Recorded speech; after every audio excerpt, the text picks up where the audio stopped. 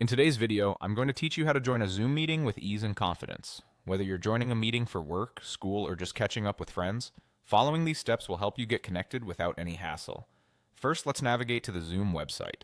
Open your preferred web browser and head over to Zoom's page by entering the URL app.zoom.uswc in the address bar at the top. This will take you directly to Zoom where you can start the process of joining a meeting. Once you're there, the next step is to log into your Zoom account. If you don't already have an account, it's worth creating one for a seamless experience. Now look for the Sign In button, usually located at the upper section of the page, and go ahead and click it. This button will take you to the login page. Here you will have several options to sign in, but one of the easiest ways, especially if you're already using it for other services, is to sign in with Google. So let's choose Google by clicking on the Google button when prompted. After clicking, you might be asked to select the Google account you intend to use.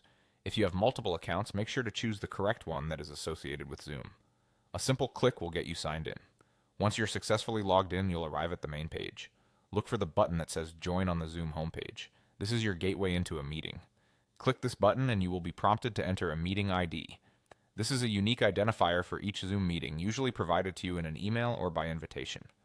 Input the meeting ID into the provided field. If the meeting organizer has set up a passcode for the meeting, you'll need to enter it as well. Don't worry if you can't join without it, it's simply a security measure.